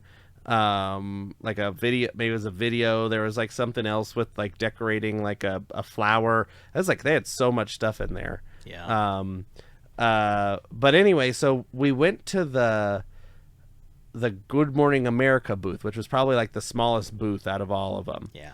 And they said the first day they're like, oh, we ran out of pins. And I was like, okay. So the second day we went again, they said we ran out of pins by 10:30. And I was like, okay. So on Sunday, our very first stop was the Good Morning America booth. And we got our pin, and then we did like the free form. We ended up getting all the pins. But it was a chore, I tell you what. It was a chore to get some of these pins. The freeform booth, the Disney Channel booth was bad too, because that one you had to some of them you could just go up to the thing and be like, pin please. Like the Disney Plus Disney one, you just Junior waited. One was like that. Right, yeah, the Disney Junior one was just like, pin please, and that was it. You didn't have to do anything. But the Disney Channel one and the freeform one, you had to go spin the wheel. Yeah. But the Disney Channel one, they were doing the wand ID, the draw the Mickey, thing from the Disney Channel. And their booth was really small, and it was taking quite a while. And I think the lady just ended up, the line was getting so long, she came down, she's like, are you guys wanting to do the video, or do you just want the pin? We're like, just the pin, please. And so she went back and gave us the pin, and we got Nice. and we That took was the nice little of her. picture. That happened. I think that happened that was the problem with the Good Morning America booth, is it was so small, and their thing was just take a picture. But a lot of them were just here's the pin, and then everybody would just skip the picture because they'd give you the pin first. The crazy thing about the Good Morning America booth was that it was in this really awkward place where it was almost in the walkway, right? It was next in the to all of the corner, costumes. The for, Broadway the Broadway shows, right. right? So there was this huge booth with all the costumes, and right in the corner of it, really in the walkway, was this tiny desk with the backdrop and a mug that said "Good Morning America," and then the line went off. It to just the looped side. around the It was booth crazy. and. Yeah. The funniest thing I saw there was at the whole expo, I think, was the ESPN booth. That was fun. So I saw the ESPN booth was probably one of the biggest booths there. and the most empty. And it was No. I literally never saw more than one person that wasn't an employee in the ESPN It was booth. pretty sad. It was That's awkward. Ravensburger should have had the ESPN booth, and ESPN Sounds should like have had it. the Ravensburger booth. It was huge. It was they three had to four this. times larger than the Ravensburger. It wasn't was as big as the Lucas booth. It was big as the Nat Geo booth, and the Nat Geo booth had a whole movie theater in it, it's circle it was the a hexagon. sphere film. It was like a circle hexasphere vision. thing. So it was crazy. six-sided. It's yeah. so cool.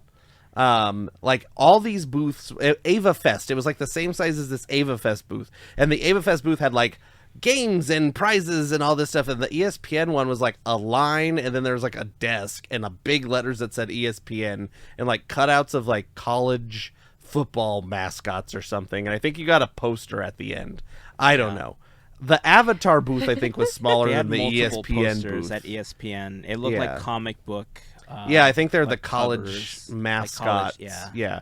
And it was just so comical that this booth was so big and like in a prime real estate, like between all these other in front booths. of the doors too, like right when you walk in. And it was empty. Yeah. And like other than the employees like of the booth. It was there, and they're just like mingling around and talking. They had an easy expo. They just got to chill. Mm-hmm. Yeah. I would have been What was bored. the pin? Huh? What was the pin? I would have been in the bored. Always Sunny. Oh, that was it was the bear. Oh, that's what that was. It was the FX booth. Yeah, it Gotcha, was the FX it booth. was we got the bear. But But we like were you there. had to go in and get like a meal or something. That's where they So were, like, they had passing just out a the bunch pin. of people fake cooking in that booth. They're just like, but so we went. It was like an hour before the expo ended for that night, and so it was just like all the people were there still, but they weren't pretending cooking because what you're supposed to do, I think, was like you like got an order like a order slip at a restaurant. Yeah. But you chose what item you were going to get. Like they had hats and notepads and aprons or something and whatever tote bag. And then you would like hand you your order slip to the kitchen, and then they would like pretend to cook and then give you the item. But they were out of all those things. We got toothpicks. Like it's like a toothpick holder, which is like, whatever. But they just gave us those in the front. And so all the people in the kitchen were just standing around. They weren't even doing anything. They were pretending It to looked super cook. busy in there, but the line was across from the from the Murders in the Building. Right, the Hulu and the Disney Plus. Hulu and booth, it was right across from there, and the line was crazy long for that one. And that one So- it had the bear, and then it had Shogun or something, and then which was I don't know what that is, and then it's had American Horror Story, and they're like, I don't remember worry, they're like it's kind of scary in here. We're like okay, and then they're not like scary, it's just creepy, and then you walk through and it's just like a bunch of statues. That's and then what it at the was end last they were time, I supposed remember. to give you something at the end, but again they were out of it by the time we walked through. Yeah. We wanted to get the pin. They had the pin still. We didn't complete the pins. They were out in a couple of booths on Sunday. I thought about completing them, but like I said, I got there late. I'll tell you some other stories about the adventures that day, but I want to quickly take a moment to thank a special group of listeners before we continue. This late in the game, we're thanking the FGP. Woohoo! We're gonna be here for a while. Want to take a moment to thank a special group of listeners known as the FGP Squad, our podcast, Fairy Godparents, because it's their support via Patreon that help make these episodes of Podketeers possible. For more information on how you can become a member of the FGP Squad, we invite you to go to podketeers.com/FGP. There you will find a list of some of our top contributors, a link to our Patreon, a little information about what the FGP Squad is all about. But, of course, if you have any questions, please feel free to reach out to us. We'll be happy to answer any questions you might have. Being a part of the FGP Squad family gets you some additional perks like access to exclusive discount codes for Podketeers gear, a special section of Discord, access to our happy hour calls when we get an opportunity to do those, access to additional content that we've uploaded to Patreon, and more. So again, if you have any questions, please feel free to reach out or go to podketeers.com/FGP for more information. And of course, to all of the members of the FGP Squad, we just want to send a huge thank you for your continued support. Since we're talking about links, I just want to talk about podketeers.com/links. There you will find some of the most common links that were asked about. Think of this as our mini link tree, if you will. Here you'll find links to our latest episode, the Quizneyland playlist, our Teamboat Willie page, or anything we're raising money with Teamboat Willie for, our FGP Squad link, our Discord link. You'll also find links to our YouTube channel and Larry's YouTube channel, Goofy Guys Adventures, and of course a link to our Armchair Imagineering playlist as well. If you haven't joined us on Discord, obviously this is where you would go to find the link to join. We'd love to have you as part of our community there. And again, just like the FGP Squad link, if you have any questions, please feel free to reach out. We'll be happy to answer any questions you might have. But podketeers.com/links is where you can go to find any of these common links. So with that, let's get back to our D23 recap. I'll just ask you a couple more booth questions here because, again, it's really all I did. Did you go to the Avatar booth at all? We did. The last day we did the Avatar booth. What did they you gave think us of like it? 8 billion posters because they were trying to get rid of Yeah, them. they were trying to give me a bunch. I was like, I'll just take one. I'm good. Like, I got a what do you bunch. think? I got like 6. Nice. It was fine. I don't know. Yeah. You walk through and we were like, there's some speakers. I was just focusing on the fog machine that was going on. I was like, they have CO2 haze going on because it doesn't smell weird. And we were just commenting like that. It was kind of cool we interacted with the little puppet, the baby, that was fun. whatever they're called. I don't remember what it's called, but I remember the Ekron. Yeah, Yeah. but it was funny. I remember he's like, when they're still at this age is when they're most docile. And I was like, well, Right. when do they not become docile? When do they Yeah. get to anger management Right. mode? He's like, we don't know. I was like, okay. And then they had like a little standee with the 2.0 of the shoulder banshees. That was crazy. Ah. They also had a plaque, just like a tribute to John Landau, since John Landau. Yes, passed it was away the a booth was few weeks ago. dedicated to him. Yeah, Oh, it sweet. was a pretty touching little tribute that they had going on. Mm-hmm. I like the setup. I have to admit, I'm never been a big fan of Avatar. I don't know what it is. It doesn't click with me for some odd reason. I guess I have to start learning to enjoy it or kind of like I think it. there's like a separation between the movies and what is in the park that you don't have to like care. Like, so I've been to the Avatar, the Pandora, and Animal Kingdom, and I don't feel like it's really you have to care about the movies. I think that it's just kind of like cool looking and like in a cool environment to be in. Yeah. Like, it's just like, just think it's like aliens and whatever, and then you're fine. Like, I don't think you have to necessarily subscribe to the story as opposed to just like, we're here, and there's a cool animatronic, and we're flying. Okay, this is cool. Yeah. Well, listen, I have been in situations where the best example I can give you is revisiting the Eddie Murphy version of the Haunted Mansion. I was not a big fan of that one, and I think Nope. as I watched it, like when I was older, and I kind of understood its place as what it was supposed to be, the type of family movie and stuff like that. I think I'm gonna try to revisit Avatar. I'm gonna give it another shot now that I'm removed from it since I Right. first saw it. Because at one point I hadn't even seen it, and I just didn't click with it. And then I finally actually tried to watch it and Right. enjoy it, and it still didn't click with me. But Avatar's one of those ones that you have to like sit down and watch it. Like, Yeah. it's not like a Yeah. phone, like have your phone in your hand kind of. and that was the movie. last That's problem the I problem, had, right? Like, I usually have like something playing when I'm working or when I'm designing or something like that, and the last time I tried, it was just playing. Right, so I think I'm gonna give it an actual opportunity. That's a like to, put it on sit the down and TV, watch turn it. the lights Yeah. off. Like, it's one of those movies. You know, there's a few movies that you can't just like watch Yeah. all willy nilly. Like, I can't just watch like The Dark Knight and like be on my phone. Like, that's a movie that you're like, you got to pay attention to that movie. Like, there's a couple of movies that are, you know.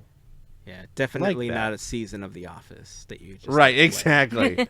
This isn't no Hallmark Christmas movie where you can Exactly. check in every couple of minutes and you still get what's going on. But that's only because every Hallmark movie is exactly the same, just different Right. location. Different location, somewhat different location, somewhat they have a different name maybe, Yeah. and a different job. He's a chef. He's a lumberjack. He's a banker. Yeah.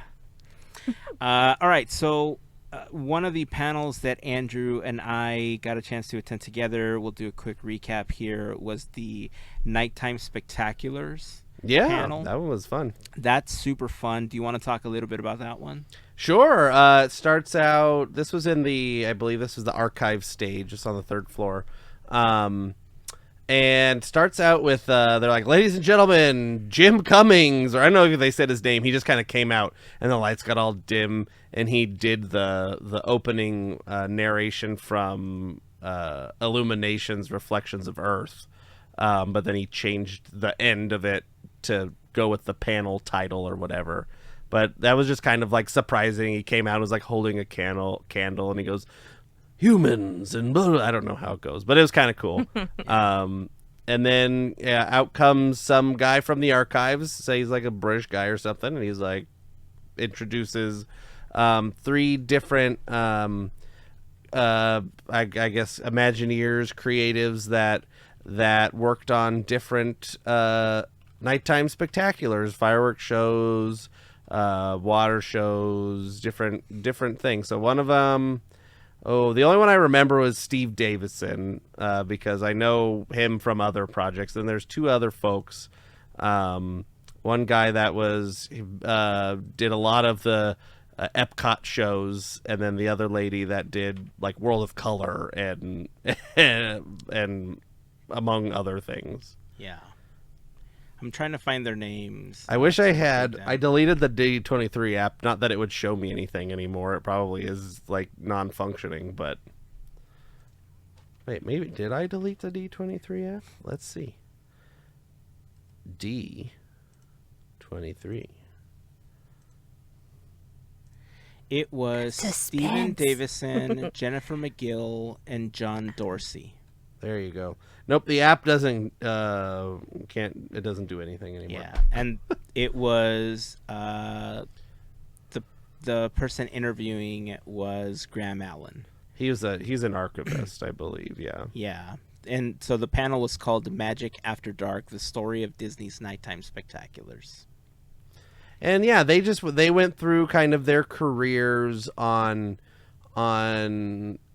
what their influence was on nighttime spectaculars, going from I have to say, the funny part in the beginning of that one was they'd be like, all right, here he is, Graham Allen, and then his name would like get spelled in fireworks, and then firework noises would happen, and it would go pop, but it went on for like 5 seconds too long, because you could tell he wanted to say stuff, but it was still going pop, pop, pop, pop, pop, pop, pop, pop.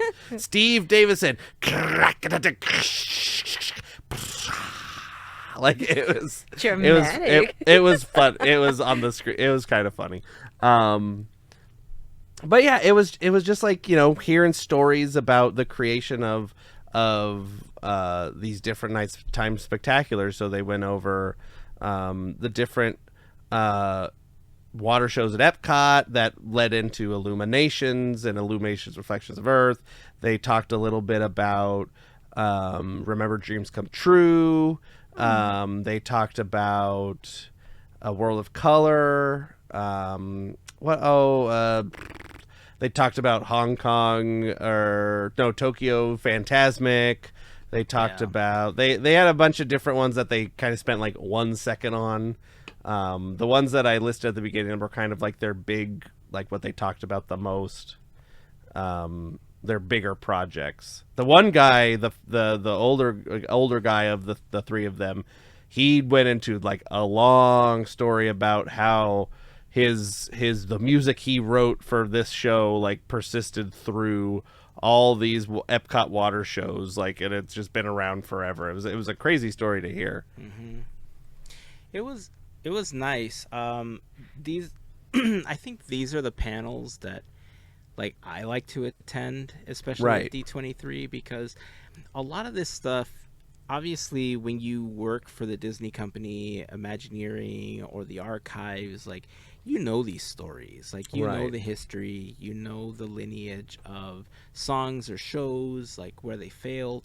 And specifically, that's what I like to hear, like, not from like because I want to mock them or anything. I want to make that clear. Like, I like hearing where they failed and where they had successes from those failures. It's just the development of it, exactly. because I, especially over the last decade, I've really like understood that you learn more from your failures than you do from your successes, right? And Right. so I think those are really encouraging to hear, like how Right. many times, how many years, like, Even what at they've that struggled level, with. people are still Exactly. having, the same problems that you are doing your level, whatever level you're at. Exactly.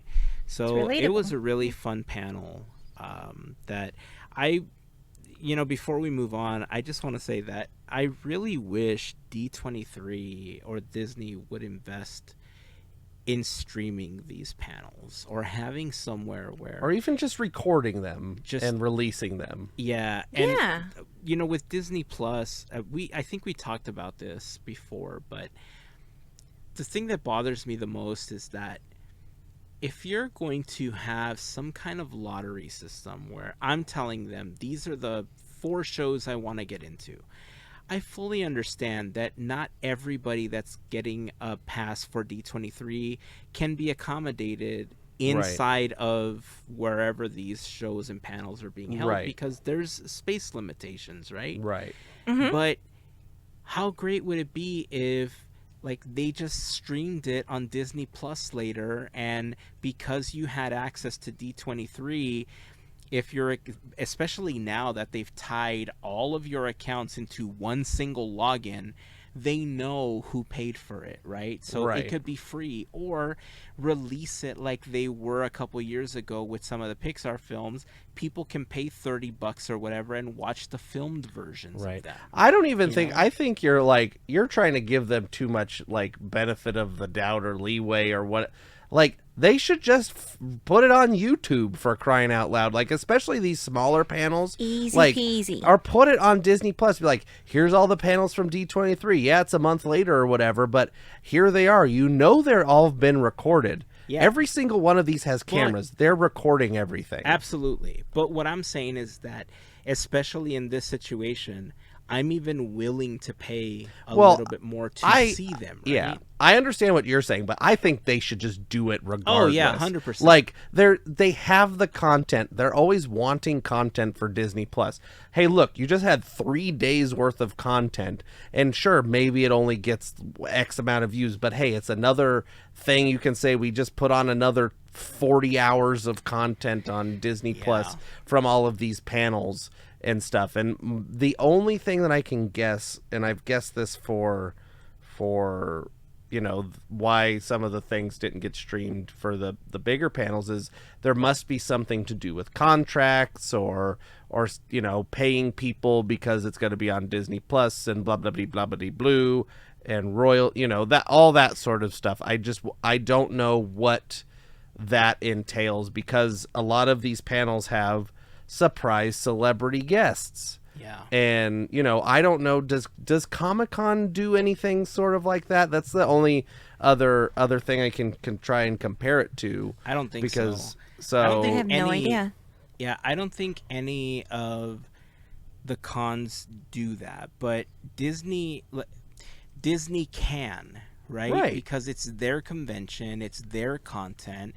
For the most part, like, I understand if, like you said, if there's contractual obligations with specific artists, or like they don't want to stream a specific song because they don't want to pay the royalty for it or whatever at a panel. But let's be honest, for the most part, all of the artists that played at these panels are under a Disney contract, so they'd be paying themselves. Like, they're they didn't bring Shabuzi out just for no reason. Yeah. So you're right that they should just put it on, but I'm at a point where if I can't see that, like, unless somebody records it and puts it up on YouTube, right? Which I've done before.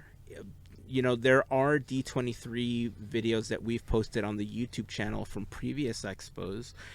But this expo, especially because I wasn't feeling up to it, on top of the fact that I didn't have access to the panels and didn't want to stand in the standby lines for them. Right. I didn't really record any content. I tried to enjoy what I could and just take it, an hour at a time and see what I could tolerate and what I couldn't tolerate, right? Mm-hmm. Right. So it was definitely a much different it was a much different experience than I've had before. Right. But You know? they should just, they have, I 100% know they filmed. There's no reason they wouldn't have filmed every single one of these. There was Right. cameras at all of them. Yeah. I don't know. We did a few panels. And so those were, it was, we got, I don't know if I think we got jeez, I can't talk. We got the luck of the draw, I guess, because we got a panel each day, on our reservation thing. And so the first day we got, a panel I don't think we ended up seeing, which was, I don't even remember what that panel was. But then we got a Grey's Anatomy. No, we waited in line. We waited in line for the Grey's Anatomy panel. My wife wanted to see that, so the first day we saw a Toy Story panel. It was like 30 years of Toy Story, and Pete Docter was there, and Andrew Stanton, and a bunch of other folks. That one was cool. That was in the big arena. And then we saw the Grey's Anatomy panel, and that one was live narrated, like live announced by Bill Rogers. And I was like, Bill Rogers is just here in the back of the room. That's crazy. Like saying like his favorite Grey's Anatomy character is Dr. Whatever, but here's your host. Or it was like his favorite Disney character is Tigger. And you know, it was, I took a picture of him. He's just in the back. We did the Nighttime Spectacular was one. And then one I'm interested in hearing about is the Sherman Brothers one. So yeah, that was the other one we did. We somebody in our group. So our plan when we were talking about registering, we're like, just register. You could add up to 7 guests. So every single one, I put 7 guests, 7 across the board. So we could have 8 total people because it's you plus 7. And so this Sherman Brothers one, somebody else in our group got, and so we were able to all to go, and it was like the most star-studded thing that nobody knew any of these people were gonna be there, because sometimes it tells you who's gonna be there, sometimes it doesn't. And so this was just like celebrating the life of Richard Sherman, basically. So it starts, I'll tell you the whole story, I guess. Yeah, so it was so star-studded. I don't know, it was pretty incredible. So it was really amazing, the whole show. And I recorded some videos from it. I'm sure somebody recorded the whole thing. It's probably on YouTube. Watch it if you can. The show started out, and there was, you know, a black grand piano on stage, plus some other band equipment. There was choir mics, there was some chairs and things. I was like, okay, there's going to be a band playing, because it was like, you know, his life is music, so of course there's going to be a band. There was some music playing, and then at some point it switched to like piano music. I was like, okay, this is kind of nice piano music. And they played, you know, maybe the last 5 or 10 minutes was piano music. And then, you know, the lights go out, and out comes Bob Iger, and he just walks out, and he's like, hey everybody, you know, he just says some nice things about Richard Sherman, and then he brings up we had talked about it on the show, that there is this rumor that Richard Sherman wrote another verse for It's a Small World. Yeah. And he just goes like, yeah, he wrote this verse, this extra verse, and he played this whole video. This meeting of Bob Iger and Richard Sherman was recorded, and they just play this whole video of Richard reading the lyrics. You know, he reads the whole beginning of It's a Small World, and then this new verse of It's a Small World, and then they put the lyrics up on the screen. And I don't know, bear with me for 1 second, if I was able to get a good enough photo of the lyrics. The new verse, it's so blurry, I'll try to read it. It says, Mother Earth unites us in heart and mind, and the love we give makes us humankind.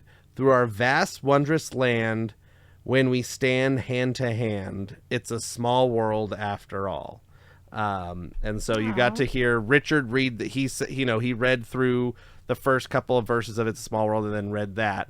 So that was really touching to start the whole thing out. And then he says, bring out your host, John Stamos. So John Stamos, you never would have guessed John Stamos is going to be at the D23 Expo, or I should say D23, the Ultimate Fan Event, because they changed the name. So John Stamos comes out, and he, I guess got to know Richard Sherman really well in the later years and stuff, and considered him a friend, and talked about his relationship with Richard Sherman. I'm gonna actually bring my photos up so I remember the order. And he introduces, I believe her name's Ashley Brown and Michael James Scott, who Ashley Brown was the original Mary Poppins on Broadway, and Michael James Scott is the current Genie on Broadway. And they sang, what did they sing? Something from Mary Poppins. They sang, I think they might have sang Supercalifragilisticexpialidocious. They sang that. John Stamos came back out, talked about, did some stuff, talked about who he was going to introduce. And so he introduces, he says, we're going to bring out some people that knew Richard Sherman, and they're going to talk a little bit. The 5 people, so the panel was hosted by Don Hahn, and Ashley Brown was on the panel as well, and Floyd Norman, Tony Baxter, and Kevin Feige. Wow. It was just panel. like name. I was like, okay.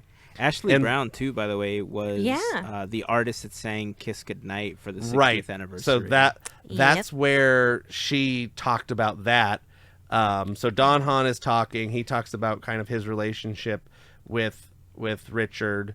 And he introduces the band, I think, at that point, the band was led by a guy named another Richard. Not Sherman. No, not Richard Sherman. It's another guy named Richard. That was his last name, not Sherman. Richard, not Sherman. Yes. But they said the best in the business, whatever. So they talk with Ashley Brown for a little bit, and then they ask her to sing A Kiss Goodnight. Aww. And so she goes over to the piano and sings A Kiss Goodnight, and you could tell she's like welling up with tears towards the end. I wouldn't have she's made it singing that. panel. There wasn't a dry eye near me, I don't think. After that, they talk. One of my favorite things to do in these panels is, especially when they're like hosted by somebody big, they always have the teleprompter in the back. And so I like to look at the teleprompter and see where it's supposed to go. And so after Ashley Brown was supposed to go Floyd Norman, but Don Hahn went off script and started talking to Tony Baxter. So he started talking to Tony Baxter, and they talked about, Tiki Room and a lot of Imagineering stuff. And then he talked about, original Epcot and Journey to Imagination and all this stuff. They played a medley of all the park songs that the Sherman Brothers had written. From there, then it went to Kevin Feige, and he talked about how, before Disney bought Marvel, when they were making Iron Man 2, they wanted a sincere song that felt like the 64 World's Fair. Mm-hmm. And so whoever was in the room, he goes, well, do you want to talk to Richard Sherman? He's like, can I do that? He's like, yeah, we'll give him a call. And so this was before the Disney relationship was there. And so they called Richard Sherman, and he came, and he's like, we just want a sincere song that would fit in the 60s, aesthetic and vibe, but about whatever it was about. I think I recorded some of that video. And then they show a video of Richard playing the song on the piano for Kevin Feige and Jon Favreau and a couple other folks that I didn't recognize. But Richard Sherman goes, okay, imagine there's this beautiful choir, and then the beautiful band. He's like, I'm not gonna do this, any justice, but just imagine I'm a beautiful choir, and then he plays the song that's used in something about tomorrow today. I can't remember exactly the song that was in Iron Man 2. But from there, then they talk to Floyd Norman about Jungle Book, primarily Jungle Book, and he talks about how he's like how Jungle Book was structured, and he's like, I need a song for this segment. And he goes, oh well, you're gonna go meet with the Sherman Brothers, and he was like, flabbergasted that somebody would write a song for a thing he was doing. And so that was, I believe it was Trust in Me was what that he was referencing. After that, John Stamos got on the drums and brought out, what's his name? I'm looking at his picture, and I can't remember. Did I even take a picture of him? Darren Criss. He brings Darren Criss, okay. comes out and plays guitar and sings I Want to Be Like You, John Stamos on the drums. Nice. And that was high energy, other than I don't know if Darren Criss really knew the words to I Want to Be Like You, because it did sound like it. But he did a good job regardless. After that performance, then out comes legendary film historian Leonard Maltin and his daughter. Yeah.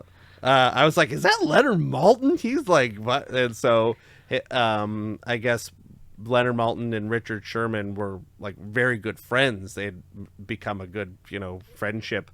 And his daughter grew up around Richard Sherman. And so his daughter was there too. It was like basically like an uncle to her. And they were just sharing stories about their history and the movies and like what Richard was like as a person, sort of thing. After that, we got a video from Jason Bateman, who played Richard Sherman in Saving Mr. Banks. And, he tells a story about how they're filming, and he asked about, he goes, I was asking Richard, because he was on set for all the time they were filming any of those segments with the Sherman Brothers. He was just on set, and he was asking Richard, he's like, they had a break, he's like, I have a question about the chording on this part of the song, like, can you show me? And so he's like, here, let me sit down at the piano. And he sat at the piano to show him this thing, and like an hour and a half went by, and he says everybody is singing, he's just playing piano. He says, crew guys in grips with big tattoos are all there with tears in their eyes singing Let's Go Fly a Kite or whatever. And he just brought the room to a standstill, and everybody attention was on him, and that was just because of the kind of person he was. And he was just a genuinely nice guy. Yes. What's funny is that every time I've heard a story, because I know people from like magicians at the Magic Castle, like Richard Sherman would frequent the Magic Castle a lot. And so some of my magician friends got to know him very well, and they became friends with him. And some of the stories that I've heard, like either from like Disney connections, from that, or from like any time that he's gotten together, it's always the same, right? Like he's always playing, he's always just really jubilant and just like enjoying what's going on. Right. He just had was that zest for life. He was just. And I'm Leonard Maltin's daughter. I can't remember her name. I'm so sorry if you listen to the show. Let me look it up. But she explained, like, she just said, if there was a piano, Jesse, that sounds right. Yeah, Jesse. If there was a piano in the room, he was playing it, no matter what. If there's a piano somewhere that they went, he's playing it, and that's just the kind of guy he was. And then so the last guest, well, not the last guest, but the last big famous guest that came out, they go, all right. They kind of teased everybody because I thought it was going to be a much bigger person. Now, granted, these two stars are just huge in their own right, but they go like somebody that, got their start on Broadway and then made their big break, from England to the Disney movies. And I was like, I lean over to my wife and I go, is Julie Andrews going to be here? And then out comes it was not Julie Andrews. I was like, there's no way. But it was they brought out Leslie Ann Warren, and I'm looking at her picture right now. Why can't I think of her name? Oh no, I lost it. From Parent Trap, the original Parent Trap, Haley Mills. Haley Mills. Oh. They brought Haley Mills out and Leslie Ann Warren, and those two come out together, and they would share their stories from, the Sherman Brothers being on set, and Haley Mills would talk about how she worked with the Sherman Brothers really closely, and she was like so afraid to sing, and she's like, I don't feel like I'm a singer, and Richard Sherman goes, it's okay, you're an actor, right? And she goes, yeah. She's like, just act like you're a singer. And she says, I've been doing that ever since. I've been just acting like I'm a singer. And it worked. Is awesome. And So then that's what I've been doing wrong. Right. exactly. You just have to be a good actor. And if you can act like you can sing, then that's all you have to do. And then they were out there with Leonard Maltin and Jesse, and they coaxed, this is all pre-arranged, but in the story of the presentation, they coaxed Haley Mills into singing Let's Get Together, Aww. parenthesis, yeah, with Leslie Ann Warren. And she says, I haven't sung this in I don't remember if she said the amount of years, but it's been a long time since she had sung in public and sang this song. Oh my gosh. And the live band goes, and Let's Get Together plays, and it's the raucous good time, and everybody's having a great old time. After that, they brought out Richard's son. I don't remember his name. It wasn't Richard Jr., I know that much. Oh. But Richard's son came out, and he shared some family photos. And Is it Jeff? Or is that his... or is that Robert's son? Yeah, I think that might be Robert's One's son. Jeff, and one's like Craig, Christopher. I don't remember. There's no names on these photos. I'm just using them as a Reference point. Is it Craig Sherman? Is it P. Sherman, 42 Wallaby Way, Sydney? Anyway, Richard Sherman Jr. comes out. That wasn't his name. He says, Ma wishes she could be here. They're gonna get a recording of this tour so she can see it. My dad would have just Greg. been Greg. That's right, Yeah. Greg. I said Craig. I was kind of close. You were close. Yeah. I think. He said, my dad would have been so touched that all you people were here. Everybody was here to listen to his music, because he was just so happy to share. He was so happy with the Disney community, and anybody that came up to talk to him, that just made his day, because somebody cared about something that he did. And so it was just, he was really touched that there was so many people there, sharing this experience about his dad. And then his niece, Richard Sherman's granddaughter, so I'm assuming another kid's daughter, came out and sang a song. I don't remember what it was, but she sang a thing. Anyway, she sang a thing, and then it was nice. And then John Stamos, I almost said John Travolta. John Stamos came out, and he goes, okay, we're going to bring the applause for everybody that came out. Everybody came back on stage, and he goes, okay, band, and we're going to sing Let's Go Fly a Kite. So the band plays, and everybody's on stage. The whole audience busts out to Let's Go Fly a Kite. It's very emotional. Everybody's singing. He said, this is a happy song. Everybody be upbeat. This is, so it ends with that. And then they also introduced the band. And the last thing they explained before we leave was that the piano that's on stage was a. Let me see if I can find.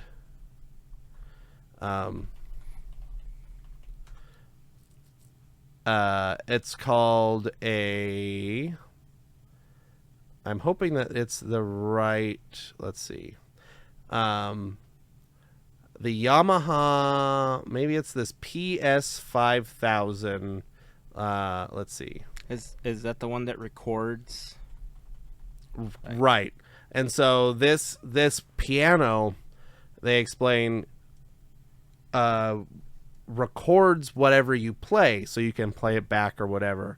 And this was the piano they had. Richard Sherman played on this piano for an hour or 2 hours or something, and they brought that piano there. That's what the band was playing on, and they played his playing.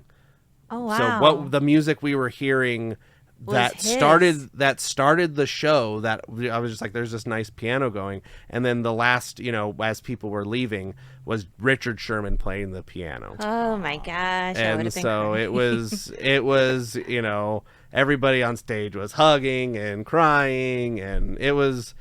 I had said after we'd walked out of it, I said, no matter anything else I do, the rest of this expo is just icing on the cake. That presentation made the entire show. It wasn't even just the amount of like celebrities and stuff. It was just like the earnestness and the celebration of like one of a kind person. That all these stories, and every single one of them's the same. He's the nicest man you ever met. He was, everything. It's the most genuine person you could ever meet seems to be Richard Sherman. And everybody just seemed to just have such a glint in their eye when talking about him. It was an amazing thing to see. And if you can find a recording of it somewhere, I recommend you watch it. It was pretty long. I think it ran over time, and I remember when we were getting seated, and then like Bob Iger was on stage, and then John Stamos. I said John Travolta once, and I would say John Stamos on stage. There's still the arena that there's the floor seats, and then there's a middle level and an upper level.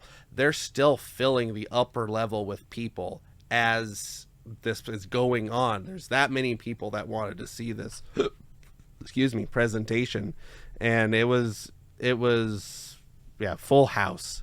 I don't know, it was really amazing. I recommend anybody that gets a chance to watch it, they should. It was really touching. You ready? All right. Red words. Who's gonna start? Okay. With tuppence for paper and strings, you can have your own set of wings. With your feet on the ground, you're a bird in flight. With your fist holding tight to the string of your kite. Oh,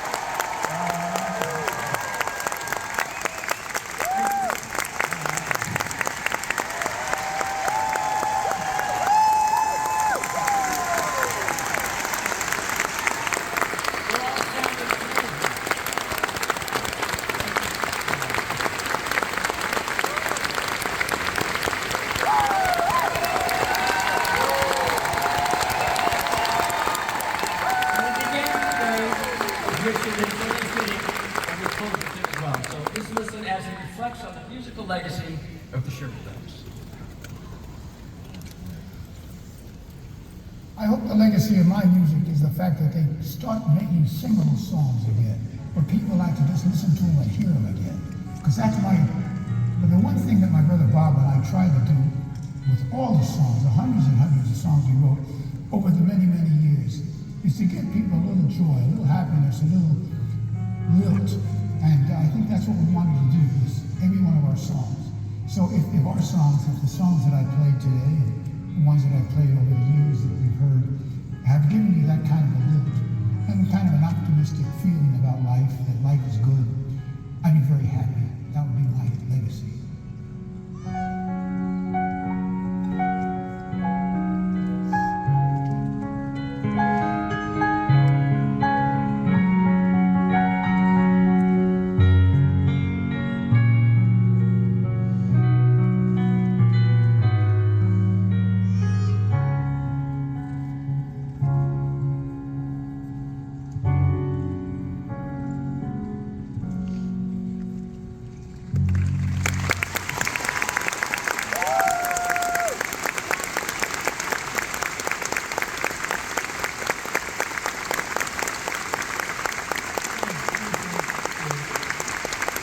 At the top of the show, we made a promise to keep the Sherman songbook legacy alive, didn't we?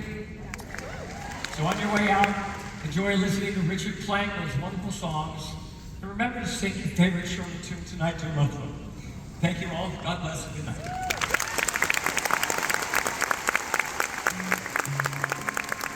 So I think you were super lucky to be able to attend that panel. I feel really grateful that we got the chance to see it. I really do. You know, just from hearing your recollection of it and then watching, having everyone on stage come on and sing, I think it was such a cool thing. You know, Fly a Kite is a great song.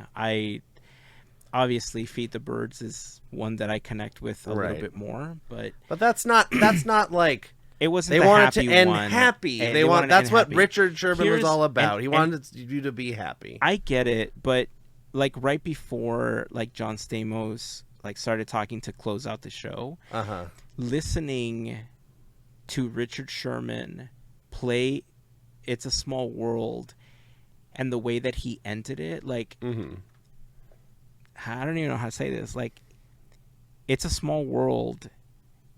Like, shouldn't have an ending, right? And the fact that the song ended in that performance, like the song had an end, is so symbolic, and it's so. I don't know. I'm gonna start to get choked up talking about it. So. Well, and that it is sentimental. That's the kind of the thing that the whole panel kind of was. Kind of about was just like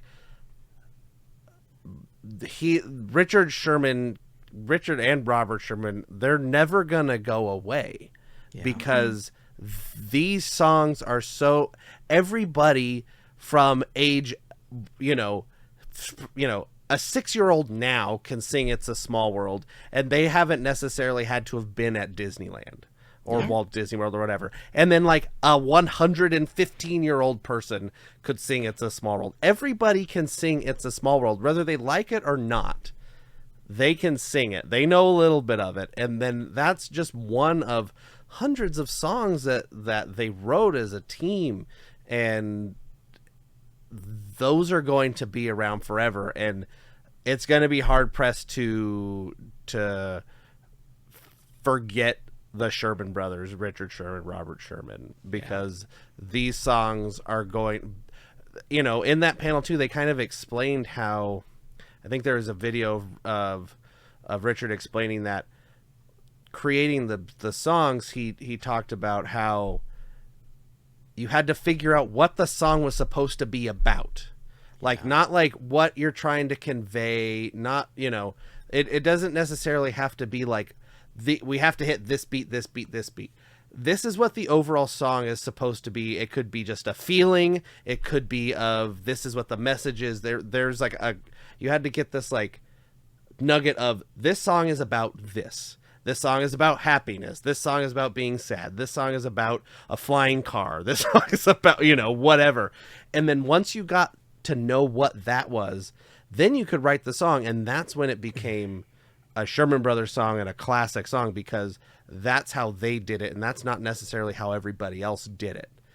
And that's what sets them apart from everybody else. And so it was, you know, all these things that this panel, I know I've talked about it for a little bit too long, maybe, but it was just, it was amazing. And I didn't get to go to the Honda Center, but I feel satisfied and fulfilled that I was able to attend this.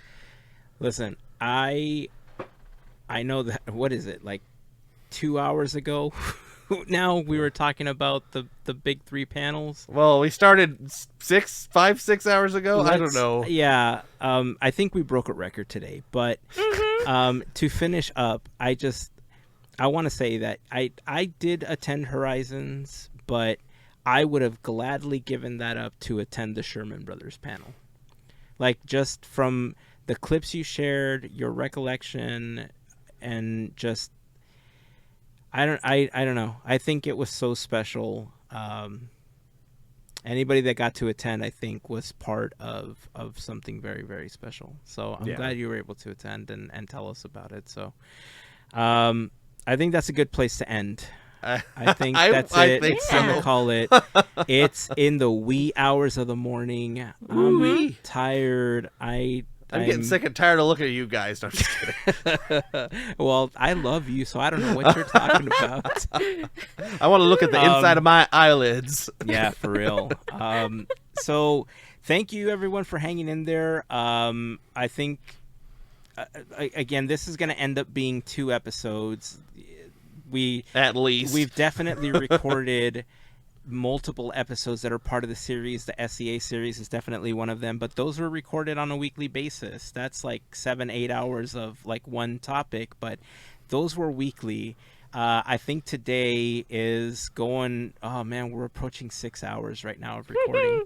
I think we broke a record for continuous recording. And if we ever do this again, can we start at noon? Yeah, let's How about like yesterday? Yes. Yeah, we'll This is not we'll all get okay. 8 hours of sleep, start at noon. We'll still end at 10 p.m. Yeah. So Couple that's of breaks it. in between. It's time to call it. We hope you enjoyed our coverage and recap of the D23 Expo 2024, the panels, our experience, and come on, Lorcana, do better next year. And we're still going to talk about Ravensburger. Deadpool at some point. At some pool. At some pool. pool. So late. Okay, we're done. We're done. Until next time. And keep Shabuzi. I got to dreaming, talk about keep Shabuzi moving again, too. forward. Always remember to pass on the magic. Have a fantastic week, everyone. Bye. Shabuzi. See. See?